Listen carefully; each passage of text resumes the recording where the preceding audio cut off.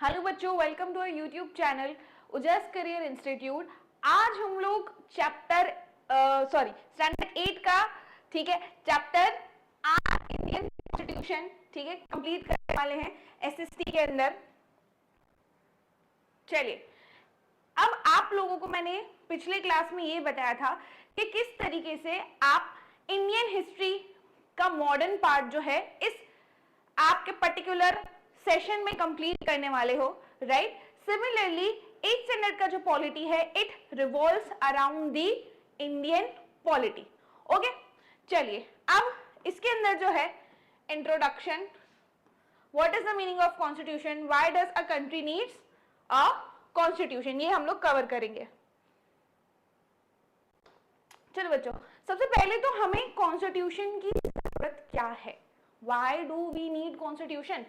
ऐसी क्या जरूरत है कि हमें जो है कॉन्स्टिट्यूशन के बिना देश चलाना मुश्किल, क्या दूसरे देशों में भी कॉन्स्टिट्यूशन है, क्या दूसरे देश कॉन्स्टिट्यूशन को फॉलो करते हैं, क्या दूसरे देश हमारे जितने डेमोक्रेटिक है, डेमोक्रेसी कॉन्स्टिट्यूशन का क्या लेना देना है, ये सारी चीजें हम बेस से सीखेंगे। ठीक है, तो बच्चों दो पावर होते हैं, एक हॉरिजॉन्टल और एक वर्टिकल पावर। ठीक है, अब आपका जो वर्टिकल पावर है उसमें आपका आएगा सेंट्रल गवर्नमेंट,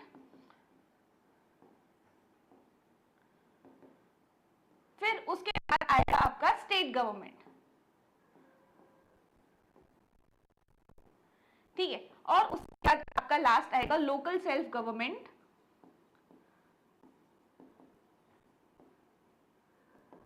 समझ में आया? ठीक है, सेंट्रल, स्टेट एंड लोकल ये है आपके वर्टिकल पावर्स। क्या है? Vertical power. हम लोग इस तरीके से पावर शेयर करते हैं। ठीक है, सिमिलरली जो हॉरिजॉन्टल पावर्स है वो क्या है आपके जुडिशियरी, एग्जीक्यूटिव और थर्ड क्या आएगा आपका लेजिस्लेटिव। समझ में आया? ये जो पावर्स हैं है ना, ये हमने इस तरीके से डिस्ट्रीब्यूट किए हुए हैं कि चेक एंड बैलेंस रहे। ये आपको शब्द याद रखना है, क्या रहेगा? Check and balance. Check and balance का मतलब है कि किसी के पास भी इतना पावर ना आ जाए कि वो मिसयूज करने लगे। ठीक है, अब इस चीज को हम गारंटी कैसे करेंगे? तो हमने कॉन्स्टिट्यूशन के अंदर ये सारी चीजें लिखी हुई हैं। ये सारी चीजें हमने कॉन्स्टिट्यूशन के अंदर लिखी हुई है ताकि कोई भी इस चीज का, इस पावर्स को जो हम लोगों ने दिए हैं उसको मिसयूज ना करे। ये जो सिस्टम हम फॉलो करते हैं बच्चों, इसको फेडरलिज्म कहते हैं। ठीक है, फेडरल यूनिट है हमारा, और ये जिस तरीके से हम पावर शेयर कर रहे हैं वर्टिकली एंड हॉरिजॉन्टली, ये हमारा स्ट्रक्चर है। समझ में आए? हमारे ऑर्गन्स ऑफ गवर्नमेंट है जिसके बिना हमारा जो स्ट्रक्चर है वो हिल जाएगा। Understood this point? अब इन सब में मैम कॉन्स्टिट्यूशन कहां से आ गया? ठीक है, कॉन्स्टिट्यूशन। तो बच्चों सबसे पहली चीज जो हमें ये समझनी है कि डेमोक्रेसी है ना,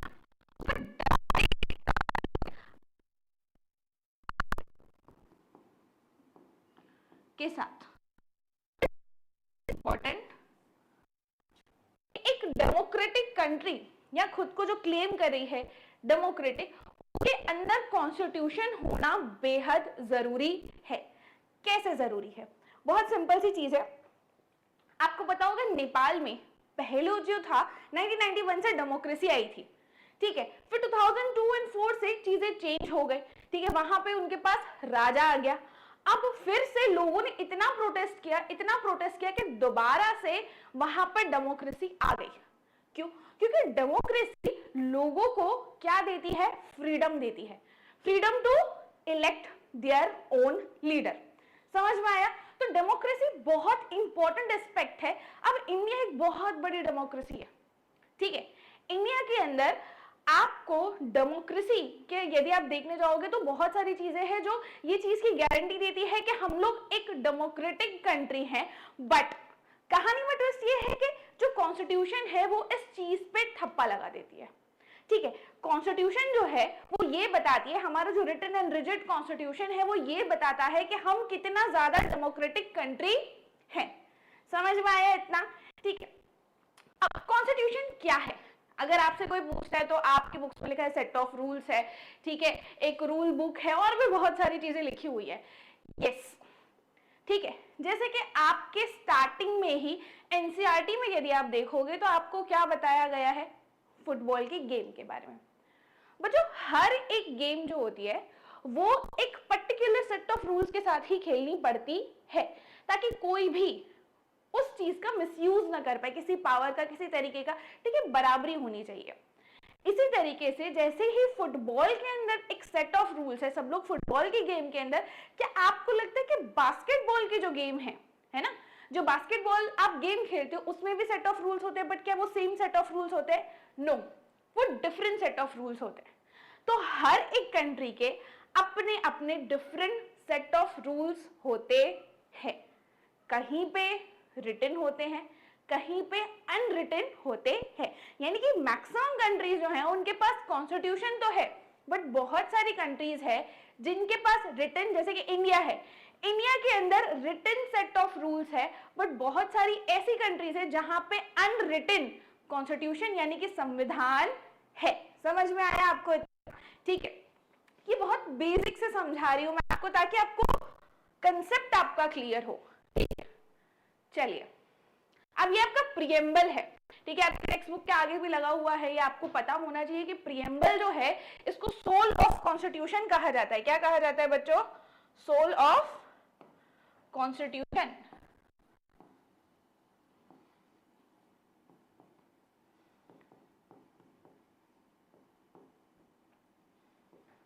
हमारे कॉन्स्टिट्यूटिव प्रिंसिपल्स लिखे हुए हैं संविधान के अंदर, वो मेक श्योर करते हैं कि जो भी हम लोगों ने आगे यहाँ पे देखा कि ये इस तरीके से जो पावर का डिवीजन है, ये क्या है? बेसिकली पावर डिवीजन है। ठीक है,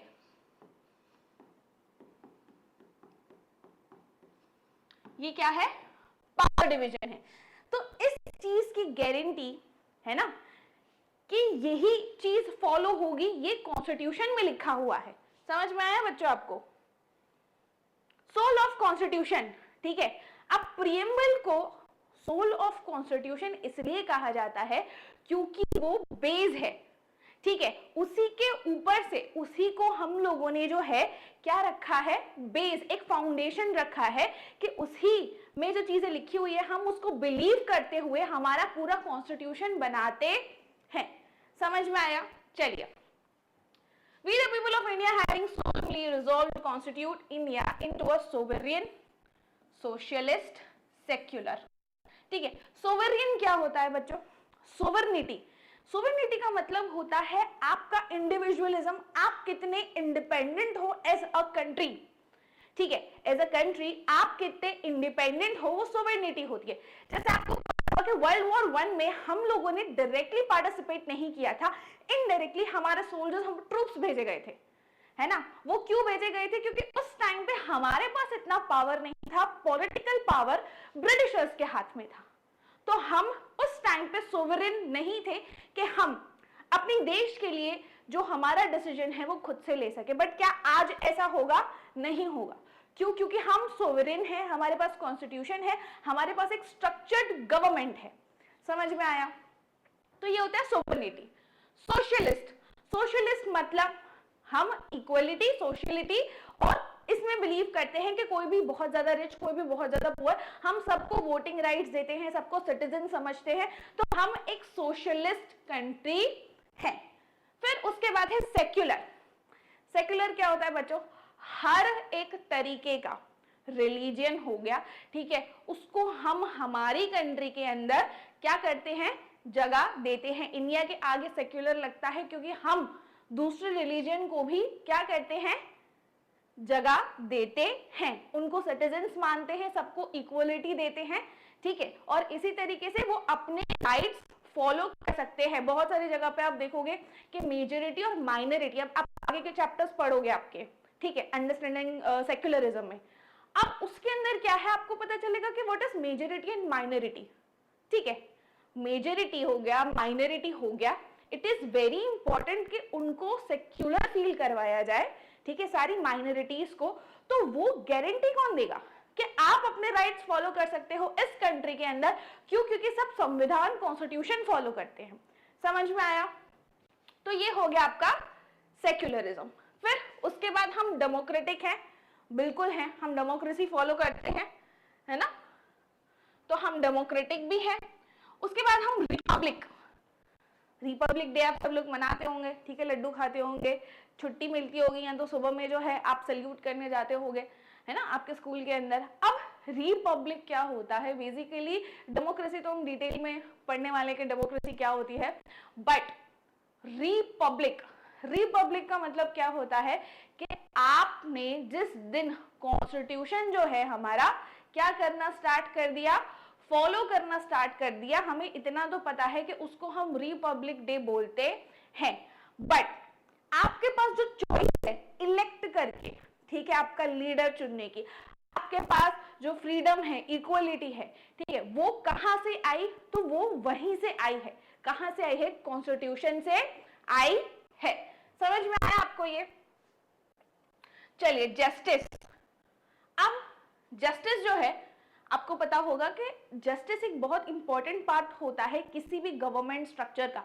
हमारे जुडिशियल सिस्टम में भी सुप्रीम कोर्ट को जो है इतनी सारी पावर्स दी गई है, इसका कारण क्या है कि सुप्रीम कोर्ट जो है वो जुडिशरी का पार्ट है। किसका पार्ट है? जुडिशरी। अब हॉरिजॉन्टल पावर्स में हमने सबको इक्वली पावर तो दिया है, बट जुडिशरी को थोड़ा सा ज्यादा पावर मिल रखा है। उसका कारण जो है वो ये है कि वो जस्टिस सिस्टम का पार्ट है। ऐसा सिस्टम है कि अपार्ट फ्रॉम गवर्नमेंट हमने ऐसा एक इंडिविजुअल ऑर्गन बनाया है जिसपे जो जनता है, सिटीजन है, वो ट्रस्ट कर सकेगी। समझ में आया ये? ठीक है, जस्टिस, सोशल, इकोनॉमिक, पॉलिटिकल, ठीक है, लिबर्टी किस चीज का? थॉट का, एक्सप्रेशन का, बिलीफ का, फेथ का, वर्शिप का। आपको हर एक चीज की लिबर्टी, फ्रीडम जो है वो दी गई है। फिर उसके बाद इक्वलिटी। इक्वलिटी मतलब क्या है? सबको पता है क्या होता है? इक्वलिटी मतलब है कि स्टेटस हो गया, आपका कुछ भी, कोई भी चीज हो गई, इररिस्पेक्टिव ऑफ दैट आप एक इंडियन सिटीजन हो, आपको जो है बराबरी दी जाएगी in your rights, in your duties. समझ में? आपको भी कॉन्स्टिट्यूशन पे उतना ही हक है जितना एक गरीब को है, जितना एक अमीर को है, जितना एक मिडिल क्लास को है, सबको इक्वली हक है। Understood this point? चलिए, फ्रेटर्निटी। अब फ्रेटर्निटी हमारे टाइम पे हमारे सर में बहुत बढ़िया तरीके से सिखाते थे, ठीक है। आपको मैं एक बहुत बढ़िया शब्द बताती हूँ, भाईचारा, ठीक है, भाईचारा, फ्रेटर्निटी। फ्रेटर्निटी क्या होता है कि हमने बोल दिया कि इंडिया तो सेक्युलर है, बट उसको किस तरीके से प्रैक्टिस किया जाता है, ठीक है, वो इंपॉर्टेंट है। assuring the dignity of the individual and the unity integrity of the nation। Nation की इंटीग्रिटी मेंटेन करने के लिए, ठीक है, फ्रेटर्निटी मेंटेन करने के लिए कैसे सबको ही, हमें भी सोसाइटी के अंदर इक्वली ट्रीट करना है।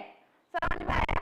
ये नहीं हो गया कि कंट्री आपकी गवर्नमेंट तो दे रही है इक्वलिटी, बट आप जो है अपने आसपास सेक्युलरिज्म मेंटेन कर रहे हो के नहीं। तो हमको क्या मेंटेन करना है? भाईचारा, मतलब fraternity. In our constituent assembly the 26 day of November, ठीक है, याद रखना है ये डे को। अच्छा, ओके, सबसे पहले आपका जो कॉन्स्टिट्यूशन बना था, ठीक है,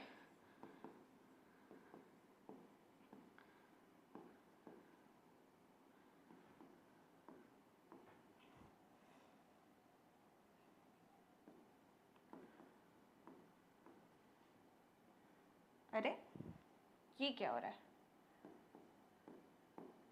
ठीक है, 9 नवंबर 1946 को इसकी पहली मीट हुई थी। क्या हुई थी?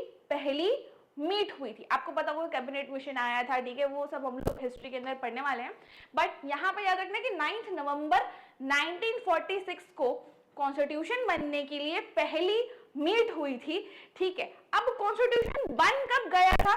तो कॉन्स्टिट्यूशन जो है हमारा, इन्होंने यहाँ पे डेट दी हुई है, ठीक है, 26 नवंबर 1949, ठीक है। कितना हुआ कुल?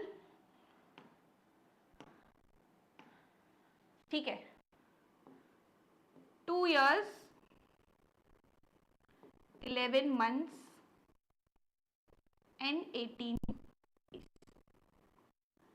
अब आप मैम आपकी मैथ इतनी अच्छी नहीं, मेरी मैथ अच्छी नहीं है, ठीक है, तभी एसएसटी पढ़ा रही हूँ मैं, बट बेसिकली ये इतने दिन लगे थे कॉन्स्टिट्यूशन बनने में, क्या करने में, कॉन्स्टिट्यूशन बनने में इतने दिन लगे थे। 9 नवंबर 1946 से स्टार्ट हुआ था बनना, 26 नवंबर 1949 को बन चुका था। बट आप बोल रहे हो मैम इस दिन तो हम रिपब्लिक डे सेलिब्रेट नहीं करते, है ना। 26 नवंबर 1949 को जब ये बन के रेडी हो गया था, तब हमने इसको अडॉप्ट किया था। आपसे बहुत ज्यादा इस चीज पे क्वेश्चंस आएंगे, ठीक है, 1 मार्कर्स में, 2 मार्कर्स में, कि अडॉप्ट कब हुआ था, आपको कंफ्यूज करने के लिए, बट कंफ्यूज होना नहीं है, ठीक है। तो 26 नवंबर 1949 को हमारा कॉन्स्टिट्यूशन अडॉप्ट हुआ था। हमने फॉलो कब स्टार्ट किया, तब आपको बोलना है, तब क्या, 26 जनवरी 1950। समझ में आया। तब से हम जो है हमारा कॉन्स्टिट्यूशन क्या कर रहे हैं बच्चों, फॉलो कर रहे हैं। अंडरस्टूड, यहां तक सबको सब कुछ क्लियर है। जो भी आपको डाउट होगा आप कमेंट में बताइए और वो आपका रिजॉल्व हो जाएगा, ठीक है। चलिए अब शुरू करते हैं फाइनली हमारा chapter. In this chapter we would study Indian constitution, we would study what is the constitution, constitution है क्या, what is the need of the constitution, के कॉन्स्टिट्यूशन की जरूरत क्या है, नीड क्या है।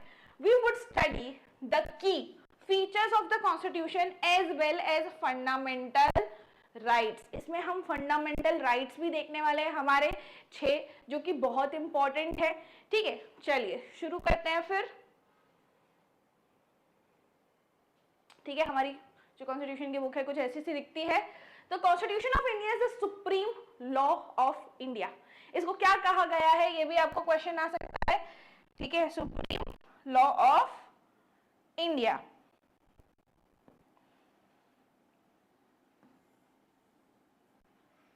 document lays down the framework that demarcates the fundamental political code, structure, procedure, power, duties of government institutions, set of fundamental rights, directive principles and the duties of citizens। आपको लगा क्या आपको सिर्फ ड्यूटीज सिर्फ rights मिल रहे हैं, ठीक है, आप राइट्स एंजॉय करने वाले हो, नहीं, आपको 11 ड्यूटीज भी है जो कि मेंशन की गई है। इस चैप्टर में तो नहीं, बट मैं आपको पढ़ाऊंगी जरूर, ठीक है। Duties of the citizens, the document क्या क्या है फ्रेमवर्क में, ठीक है। फंडामेंटल पॉलिटिकल कोड है, पूरा स्ट्रक्चर, हमारी गवर्नमेंट का स्ट्रक्चर, जिस तरीके से जो जो चीजें बनी हुई हैं, फॉलो करके किसके पास कितना पावर रहेगा, ठीक है, कैसा कैसा स्ट्रक्चर रहेगा, हम कौन सी पार्लियामेंट्री सिस्टम फॉलो करेंगे, एक्सेट्रा एक्सेट्रा, ठीक है। ये सारा स्ट्रक्चर है, सारे प्रोसीजर्स हैं, क्या है, सारे प्रोसीजर्स उसके अंदर लिखे हुए हैं कि यदि आपको लॉ बनाना है तो इस तरीके से ये प्रोसीजर होगा, ठीक है, यदि आपको ये करना है तो इस तरीके से ये प्रोसीजर होगा। अब पावर, कौन कितना पावर होल्ड करेगा, किसके पास क्या क्या पावर रहेंगे, वो सब कुछ भी मेंशन है। ड्यूटीज ऑफ गवर्नमेंट, गवर्नमेंट की ड्यूटीज भी इसके अंदर मेंशन्ड है, ठीक है। Institutions, set of fundamental rights, fundamental rights, ठीक है, उसके सेट्स भी इसके अंदर क्या है, मेंशन्ड है। डायरेक्टिव प्रिंसिपल, अब आपने बच्चों पावर तो सुना कि हमने शेयर कर दिया, ठीक है, पावर हमने क्या कर दिया, शेयर कर दिया।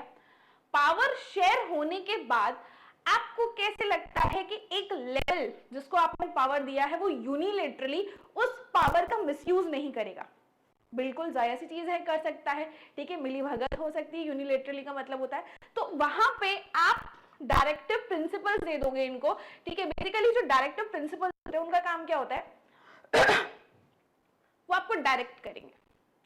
आपको इकोनॉमी से रिलेटेड लॉ बनाना है, आपको सोशल किसी चीज से लेके लॉ बनाना है, तो कॉन्स्टिट्यूशन के अंदर डायरेक्टिव्स लिखे हुए हैं जो कि आपको मद्देनजर रखते हुए, ध्यान रखते हुए आप लॉ बनाएंगे। समझ में आया। और सिटीजन की duties, all democratic countries are likely ठीक है, likely to have constitution, but on the other side it is not necessary that all countries that have constitution are democratic.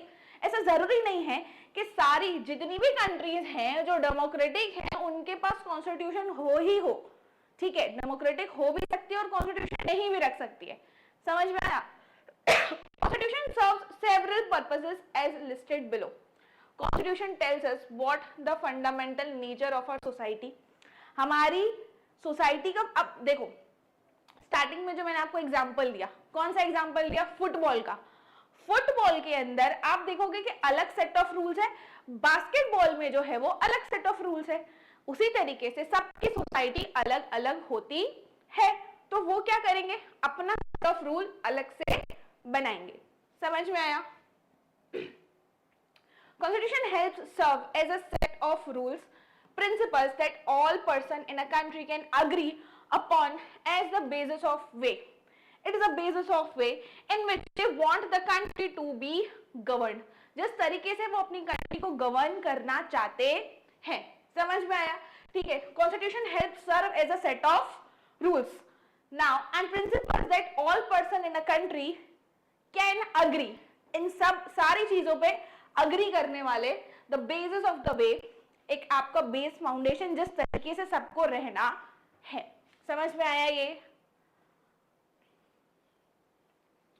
अब आपसे बिल्कुल पूछा जाएगा व्हाट इज कॉन्स्टिट्यूशन, है ना, और कॉन्स्टिट्यूशन का काम क्या है?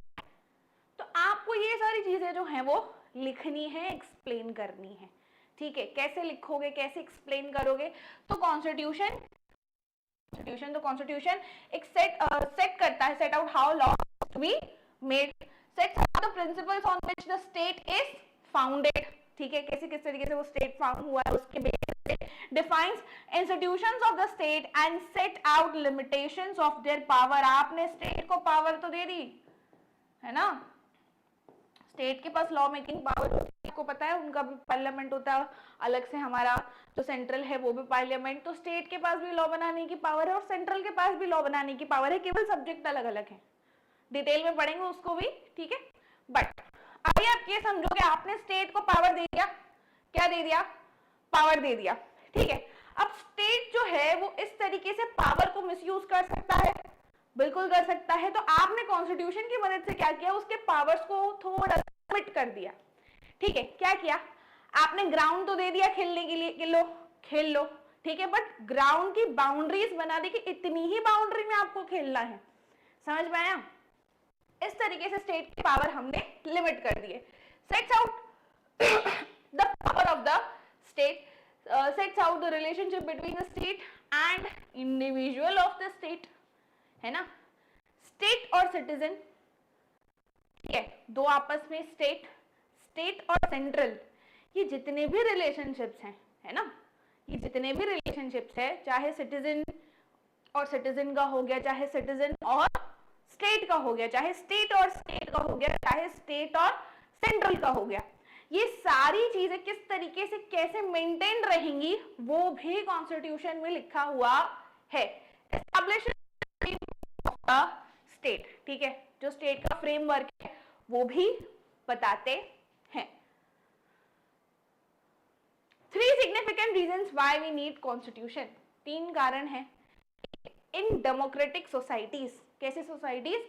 Democratic societies, constitution often lays down rule that guard, जो हमें गार्ड करता है, क्या करता है? गार्ड करता है against misuse of authority bye political leaders. समझ में आया? इलेक्शंस होते हैं, है ना, तो वो एक जरिया है ये बताने का कि हम अपने लीडर्स चेंज कर सकते हैं।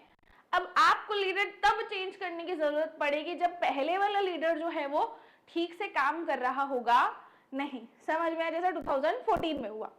अब आप ये समझो कि पॉलिटिकल लीडर्स जो हैं वो किस तरीके से क्या होते हैं? चेंज होंगे। ये सारा जो स्ट्रक्चर है कि कितने साल में इलेक्शन होगा, कि एक लीडर की क्या क्या ड्यूटीज हैं, ये सारी चीजें कॉन्स्टिट्यूशन में लिखी हुई है और ये बेहद इंपॉर्टेंट चीजें हैं, है ना। सो कोई भी इस चीज का मिसयूज ना कर सके। किस चीज का? अपनी अथॉरिटी का। किस चीज का बच्चों? अपनी अथॉरिटी का। The constitution ensures that dominant group, dominant बोले तो यहाँ पे डोमिनेंट बोले तो मेजोरिटी, ठीक है, कौन सा group? Majority, does not use it's powerful, less powerful people हो गए या ग्रुप हो गए, ठीक है, माइनॉरिटी हो गया, क्या हो गया?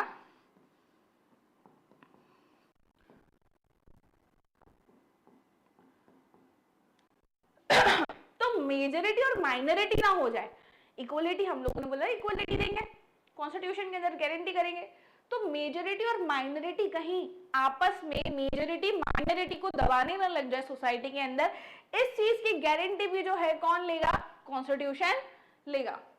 Constitution helps to protect us against decisions, ठीक है, वो किस चीज में हेल्प करता है? To protect us against decisions that could have adverse effect, जो एडवर्स इफेक्ट कर सकती है on the larger principles that country believes in, जो हमारे ऐसे प्रिंसिपल्स हैं जिसमें हम बिलीव करते हैं, ठीक है, उसी को कंटिन्यू करने के लिए अब सबसे बड़ा रीजन जो हम डेमोक्रेसी, ठीक है, प्रूव कर सकते हैं कि इंडिया में है, उसका रिटन एंड रिजिड कॉन्स्टिट्यूशन। हमारा कॉन्स्टिट्यूशन का बेस बहुत ज्यादा चेंज नहीं होता, बेस वही है, हमने अपना कॉन्स्टिट्यूशन चेंज नहीं किया, हमने उसके अंदर अमेंडमेंट्स किए हैं। क्या किए हैं? अमेंडमेंट्स, ठीक है। जैसे जैसे आप अब देखो, पहले बहुत ज्यादा साइबर, ठीक है, साइबर क्राइम्स जो है वो नहीं होते थे, तो अब आपको वो ऐड करने पड़ेंगे, ठीक है, जैसे जैसे जमाना आगे बढ़ेगा वैसे नई नई एआई आ गया है, एआई के हिसाब से आपको जो है क्या करना पड़ेगा? रूल्स रेगुलेशंस बनाने पड़ेंगे, लॉज बनाने पड़ेंगे उसके रिलेटेड। इसी तरीके से आप अमेंड कर रहे हो, ठीक है, आप अपग्रेड कर रहे हो, सोसाइटी जैसे जैसे क्या हो रही है? चेंज हो रही है, उसके हिसाब से आप लॉज जो है उसको अमेंड कर रहे हो। जो बेस है, जो प्रिएम्बल, जो हमारा फाउंडेशन है, हमने उसको चेंज किया नहीं है। Constitution helps to protect us against decisions could have adverse effect on the larger principles that country believes in. While writing Indian Constitution, these members kept in mind the different communities who speak different languages. ठीक है, उन्होंने क्या रखा? सारी community के लोग जो अलग अलग लैंग्वेज बोलते हैं सबको ध्यान में रखते हुए बिलोंग टू डिफरेंट रिलीजन्स, ठीक है, जो डिफरेंट रिलीजन्स को बिलोंग करते थे, हैव डिस्टिंक्ट कल्चर, सबके डिस्टिंक्ट कल्चर थे। Indian national movement had been active in the struggle for independence from the British rule, ठीक है, जो हमारा इंडियन नेशनल मूवमेंट है वो in the struggle of independence from British rule for several decades, बहुत सारे सालों से हम लोग इस फ्रीडम के लिए, ठीक है, जुड़े हुए थे। अब दोबारा ये चीज रिपीट ना हो, इसके लिए हमने इतना स्ट्रॉन्ग कॉन्स्टिट्यूशन बनाया with the help of this drafting committee of the constituent assembly, आपको पता होगा, ठीक है, इनमें से बहुत सारे लोग, ठीक है, और चेयरमैन कौन थे? Doctor B are Ambedkar ji. कौन थे? Doctor B are Ambedkar ji. चलो, फेडरलिज्म, फेडरलिज्म होता क्या है बच्चों? ठीक है, मैं आपको बोल दिया कि वर्टिकल पावर शेयरिंग को ही फेडरलिज्म बोलते हैं, हम तो वही लिख कर आएंगे, नहीं, इसको डीप में समझेंगे। कैसे? refers to the existence of more than one level of the government, ये आपका डेफिनेशन भी हो सकता है कि एक लेवल ऑफ गवर्नमेंट से ज्यादा जो होता है उसको फेडरलिज्म कहते हैं। In India we have government at state, हमारे पास स्टेट लेवल पे गवर्नमेंट है, सेंटर पे है, पंचायती राज है at the village level. Constitution contains list that detail the issue the each tier of the government can make laws on, ठीक है, हर एक टीयर जो है गवर्नमेंट की वो क्या कर सकती है? लॉ बना सकती है, ठीक है। अभी हम लोगों ने लोकल सेल्फ गवर्नमेंट जो बहुत बाद में से ऐड हुआ था कॉन्स्टिट्यूशन के अंदर, उसको इतना पावर नहीं दिया है, बट सेंट्रल और स्टेट दोनों के पास ही पावर है क्या करने? लॉ बनाने के। क्या करने के बच्चों? लॉ बनाने के। In addition Constitution also specifies where each tier of government can get the money from. Each tier of government कहाँ से, बहुत important है कि आपका source of money पता होना। यदि सेंट्रल से ही आपका source of money related रहेगा तो बहुत easily वो आपको क्या कर सकता है? आप पे दबाव डाल सकता है। समझ में आया? तो इट इज इंपॉर्टेंट कि इंडिविजुअल सोर्स ऑफ इनकम हो। इंडिविजुअल सोर्स ऑफ इनकम कैसे हो गई? जैसे कि मान लो आप अलग अलग टैक्स पे करते हो, है ना? इनकम टैक्स आप पे करते हो सेंट्रल को, ठीक है, हाउस टैक्स हो गया और दूसरे टैक्स हो गए, वो आप किसको पे करते हो? आप पे करते हो स्टेट को। समझ में आया? तो इस तरीके से दोनों की जो सेंट्रल और स्टेट की इनकम है वो अलग अलग हो गई, है ना? अब उस इनकम को वो किस तरीके से देश डेवलपमेंट में यूज करते हैं, that depends upon them. Okay, but ऐसा नहीं होगा कि सारा पैसा जो है वो सेंट्रल के पास जा रहा है और सेंट्रल जो है फिर वो स्टेट को दे रहा है। तो क्या हो जाएगा उससे? वो ज्यादा अथॉरिटी में आ जाएगा और हमें ये नहीं करना। हमें क्या करना है? पावर को शेयर करना है, तो पैसा भी शेयर करना जरूरी है। Each tier of government can get the money from for the work that it does. All persons in India are governed by laws and policies made by each of this level of government. जो central law बनाएगी मैं central के jurisdiction में भी आऊंगी, जो state law बनाएगी मैं स्टेट, जिस स्टेट में मैं रह रही हूँ उसमें भी मैं ज्यूरिडिक्शन में आ जाऊंगी। समझ आपको? क्या समझे? आपको सेंट्रल भी गवर्न कर रही है, आपको स्टेट भी गवर्न कर रही है। समझ में आया? आपको दोनों ही गवर्न कर रहे हैं, ये समझना है आपको। चलिए, separation of power, 3 organs of the government के हम पहले ही देख चुके हैं, ठीक है। Legislative makes law, judiciary interpret करती है लॉ को और एग्जीक्यूटिव एनफोर्स करती है लॉ को। ये हम बचपन में सीख कर आए हैं, दोबारा एक बार देख लेंगे कि लेजिस्लेटिव लॉ बनाएगी, जुडिशरी लॉ को इंटरप्रेट करेगी, ठीक है, एग्जीक्यूटिव क्या करेगी? लॉ को एनफोर्स करेगी, मेक श्योर करेगी कि सब लोग लॉ फॉलो कर रहे हैं, ठीक है। और दूसरा है the people. There are 3 organs of government. Each organ mentioned above act as a check on the other organs of the government. This ensures the balance. ठीक है, check and balance दोनों ही जरूरी है। एक ये सिस्टम ऐसा बनाया हुआ है कि ये लोग जो है एक दूसरे से क्वेश्चन कर सकते हैं, पूछ सकते हैं, ठीक है, कि हमने जो लॉ बनाया क्या आपने उसको प्रॉपर्ली इंटरप्रेट किया? ये पूछ सकता है कि क्या आपने उसको प्रॉपर्ली एनफोर्स किया, ठीक है। सिमिलरली इन लोगों के पास पावर है एक दूसरे पे चेक और बैलेंस रखने का। समझ में आ रही है? Organs of government this ensures the balance of power between all 3। इससे बैलेंस मेंटेन रहेगा 3 ऑर्गन का। चलिए, लेजिस्लेटिव, ठीक है, क्या होता है? रिफर्स टू इलेक्टेड रिप्रेजेंटेटिव्स, हमारे ही इलेक्ट किए हुए रिप्रेजेंटेटिव्स होते हैं by the people. Executive, executive कौन होता है? एक स्मॉलर ग्रुप ऑफ पीपल होता है। क्या होता है executive? Smaller group of people होता है, responsible for implementing laws and running the government. Law को इंप्लीमेंट करना, गवर्नमेंट को रन करना। Judiciary refers to the system of court in India, ये तो हमें पता है। जुडिशरी का काम क्या होता है? Refers to the system of court in India. Fundamental rights, fundamental rights क्या होते हैं बच्चों? Fundamental rights refer to as conscience, ठीक है, फंडामेंटल राइट, ठीक है, हमारे अंदर का कॉन्साइंस जगाते हैं, ठीक है, ऑफ द इंडियन कॉन्स्टिट्यूशन, इसको कॉन्साइंस कहा जाता है इंडियन कॉन्स्टिट्यूशन का। Fundamental rights protect citizen against the arbitrary and absolute exercise of power by the state, ठीक है। फंडामेंटल राइट सिटीजन को प्रोटेक्ट करते हैं, absolute exercise of power by the state, state के पास भी कहीं सेंट्रलाइज्ड पावर ना आ जाए और कहीं वो इस पावर का मिसयूज करते हुए उस चीज को क्या ना कर दे, क्या ना कर दे बच्चों, एक्सप्लॉयटेशन के फेज पे ना ले जाए, ठीक है। चलिए, ये है आपके फंडामेंटल राइट्स। क्या है? Fundamental rights. अब राइट टू इक्वलिटी, सबके पास राइट टू इक्वलिटी होना चाहिए। सबके पास क्या होना चाहिए कि हमें भैया इक्वलिटी चाहिए, कॉन्स्टिट्यूशन में लिखा हुआ है इंडियन सिटीजन हो, ठीक है। दूसरा क्या है? Right to freedom, right against exploitation. बहुत सारे बच्चों की कॉपीज चेक करती हूँ मैं, वो लिख देते हैं राइट टू एक्सप्लॉयटेशन, नहीं, राइट अगेंस्ट एक्सप्लॉयटेशन होता है वो, ठीक है। Right to freedom of religion, cultural and educational rights, आप कोई भी कल्चर एजुकेशनल राइट्स जो है आपके फॉलो कर सकते हो, आपके पास राइट है, ठीक है। राइट टू कॉन्स्टिट्यूशनल रेमेडीज, मतलब ये सारी वेस्ट हो जाएंगी यदि आपके पास ये राइट ना हो तो। मैं ऐसा क्यों कह रही हूँ? राइट टू कॉन्स्टिट्यूशनल रेमेडीज का क्या मतलब है बच्चों? कॉन्स्टिट्यूशन के अंदर जो भी रेमेडीज लिखी हुई है, रेमेडीज का मतलब है जो भी चीजें लिखी हुई है, आपके साथ यदि एक्सप्लॉयटेशन होता है, गलत होता है, तो as a Indian citizen right है कि आप जाके गवर्नमेंट से, ठीक है, क्या मांग सकते हो? हेल्प मांग सकते हो, आपको वो रेमेडी मिलेगी जो भी कॉन्स्टिट्यूशन के अंदर लिखी हुई होगी। तो ये इंश्योर करता है कि आपके सारे राइट्स जो हैं वो आपको मिले। समझ में आया? ठीक है।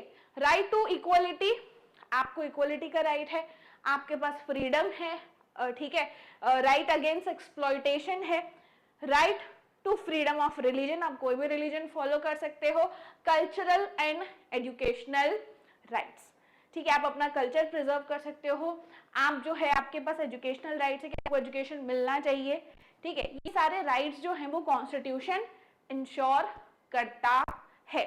समझ में आया आपको? चलिए आगे बढ़ते हैं, ठीक है, सेम चीज लिखी हुई है। Constitution guarantees the right of individuals against the state as well as against other individuals. There are 6 fundamental rights in the Indian Constitution: right to equality, right to freedom, right against exploitation, right to freedom of religion, cultural and educational right, right of constitutional remedies. Secularism, ठीक है, बहुत detail में लिखा हुआ है इस चीज को लेके कि सेक्युलरिज्म होता क्या है। एक सेक्युलर स्टेट है is one in which the state does not officially promote. अब आपको ये समझना है यहाँ पे कि स्टेट जो है वो इंटरफियर नहीं करेगा। क्या नहीं करेगा? इंटरफियर नहीं करेगा किसी भी रिलीजियस मैटर में, है ना। स्टेट को किसी भी तरीके का रिलीजन नहीं दिया है कि ये पर्टिकुलर स्टेट है तो वहां पे यही रिलीजन के लोग रहेंगे, तब तो फिर सेक्युलरिज्म का कोई मतलब नहीं है। एक सेक्युलर स्टेट का मतलब है one of the which state does not officially promote any one religion as the state religion. कोई भी state religion नहीं है, ठीक है। The Constitution plays crucial role in laying out ideals that we would like all citizens of the country to adhere. ठीक है, उस चीज पे adhere रहने के लिए वो हमारे पास क्या है? एक crucial role है जिसमें Constitution play करता है, ठीक है। सारे citizens उस चीज पे अड़े हुए रहते हैं, including the representatives that we elect to rules. जो ऐसे रिप्रेजेंटेटिव्स हैं जिनको हम इलेक्ट करते हैं, ठीक है, वो भी ये सारी चीजें फॉलो करते हैं। समझ में आया? इतना क्लियर हुए? चलिए, तो यहां पर आपका ये चैप्टर जो है वो समाप्त होता है ना। नेक्स्ट क्लास में नेक्स्ट बढ़िया से चैप्टर के साथ मिलेंगे। ओके, चलिए अब यहाँ पे कुछ क्वेश्चन आंसर्स हैं जो आपको सॉल्व करने हैं, खुद से ट्राई करना है कि क्या आप सॉल्व कर सकते हो। और यदि कोई भी डाउट होता है तो आपको क्या करना है बच्चों? केवल कमेंट करना है। क्या करना है? कमेंट करना है और उस चीज का आपको रिजोल्यूशन मिल जाएगा। Please like, share and subscribe.